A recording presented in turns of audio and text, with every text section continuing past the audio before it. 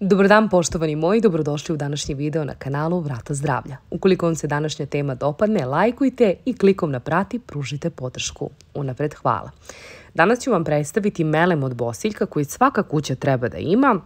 Ovo su neki recepti za svakodnevne tegobe. Melem od bosiljka svaka kuća treba definitivno da ima.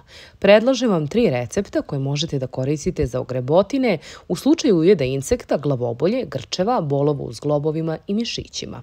Lekovitost bosiljka poznata je još od davnina, pre svega zbog antiinflamatornog svojstva. Zato sam vam pripremila 3 korisna recepta za pravljanje melema sa bosiljkom. Melem za prvu pomoć, za manje ogrebotine i ujeda insekata, melem protiv glavobolje za ublažavanje bolova s efektom hlađenja i univerzalni melem protiv bolova, za ublažavanje bolova u zglobovima i u vašim mišićima. Kako ćete da napravite ulje za melem od bosiljka?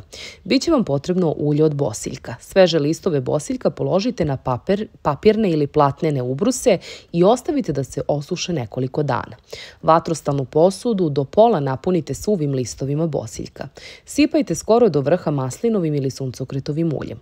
Spustite posudu, šerpu s vodom i na laganoj vatri kuvajte na pari od 2 do 3 sata. Sklonite sa šporeta, procedite i ostavite da se ohladi. Ovo ulje čuvajte na hladnom i tamnom mestu godinu dana. Namenjen je za smirivanje iritirane kože nastale od ujeda insekata, upala, ogrebotine i sl.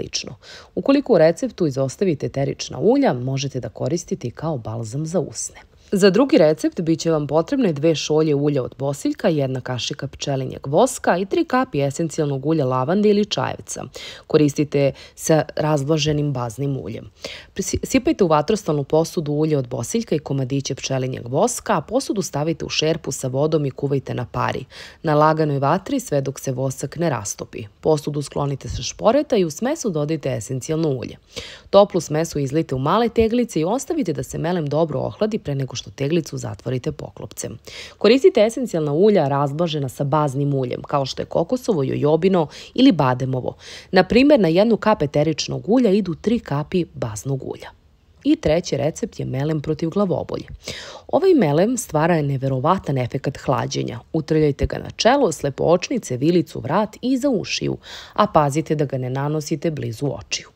Biće vam potrebne 2 šolje ulja od bosiljka, 1 kašika pčelinjeg voska i esencijalna ulja, 50 kapi eukaliptusa, 20 kapi nane, 3 kapi belog kamfora ili lavande, koriste se naravno razblažena s baznim uljima.